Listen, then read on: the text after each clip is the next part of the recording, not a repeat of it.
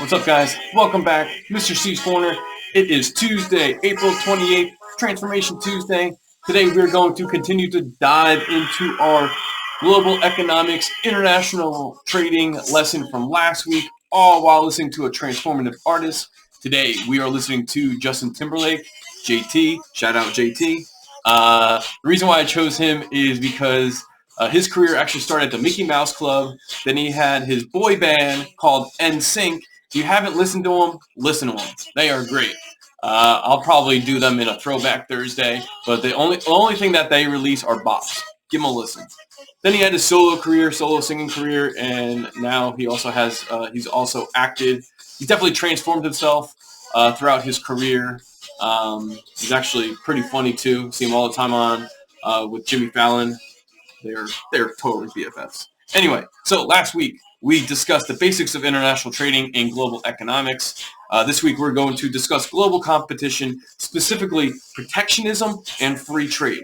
So between today and Thursday, we're going to learn what protectionism is and free trade, and we're going to understand the benefits of both, and we're going to compare and contrast the both terms. So EQ for today's lesson, though, is how do trade barriers ensure protectionism?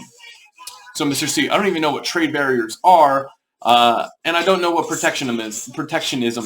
So that's what we're going to do today. We're going to start off with some definitions, and then we're going to be able to answer that question by the end of this video. So, global competition. It often leads to trade disputes. Protectionism and free trade are two opposing points of view involved in trade disputes. So protectionism, protecting is the key word there. Free trade, the key word in that is free. Protect, free. So, Mr. C, what is protectionism? Textbook definition is protectionism is the practice of the government putting limits on foreign trade. So the government putting limits on foreign trade. So let's reflect on last week's lesson.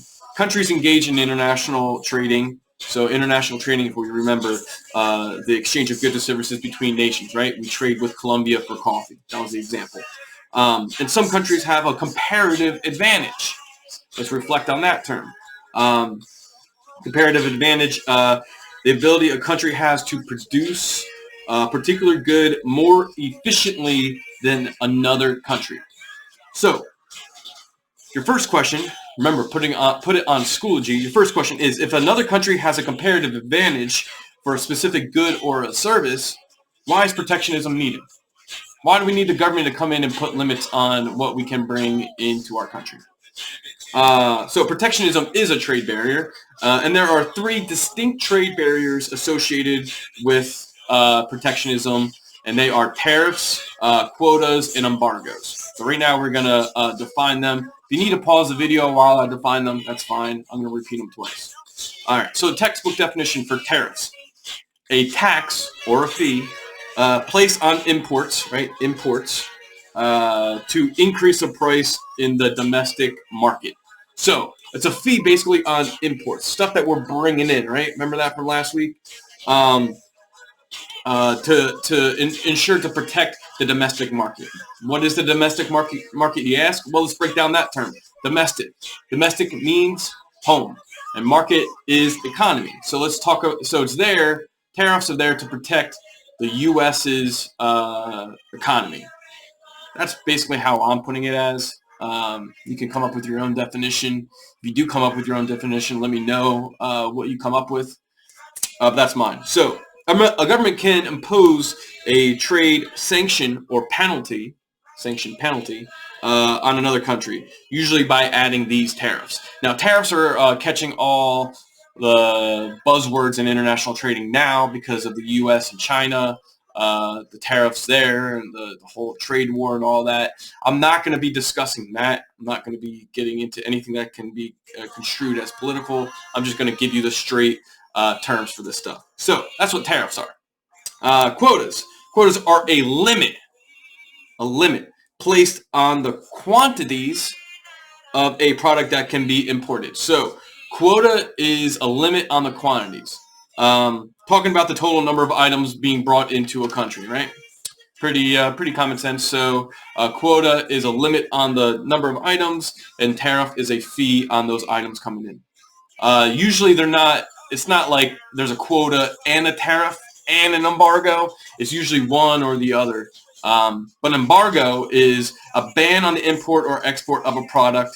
You're banning anything from a specific country coming in to the U.S. So for an example is we don't trade with Cuba. You can say there's an embargo with Cuba, or even North Korea, there's an embargo placed on North Korea.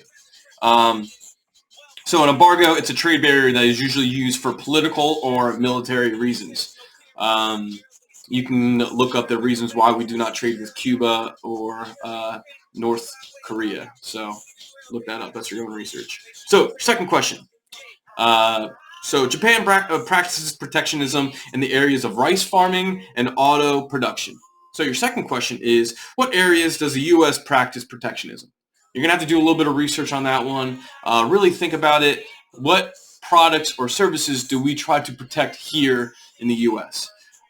So with these three trade barriers, we got tariffs, we got embargoes, and we got quotas. With these three trade barriers, the country can reduce or limit international trading, right? If I have a tariff, that's a tax on imports. If I have an embargo, no, nothing from that country is coming in here.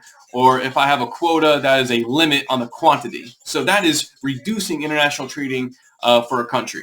Think about it. Think about why. Why would a country impose these international trading restrictions? It does sound good, right? We're trying to build up our own businesses here at home, but really think about the implications involved with protectionism.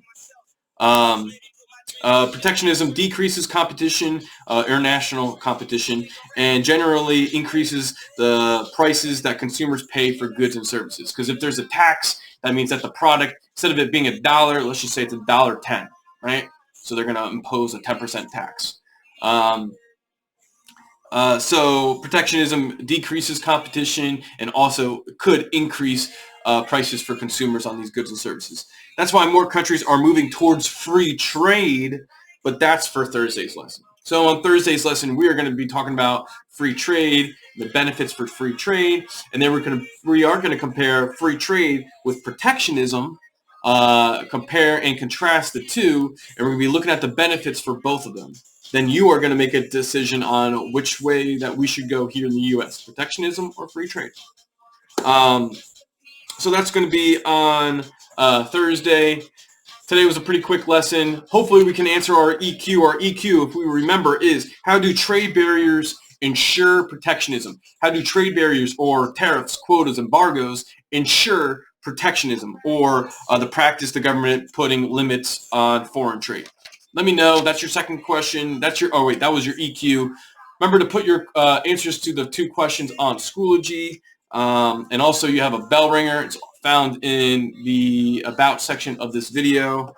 It has to do with free trade. So we are going to end today's lesson with JT's new bop. Can't Stop the Feelings from the Trolls movie. Shout out Trolls movie. That's right. That's it. That's for today's lesson. Schoology. Put your answers on there. See you tomorrow.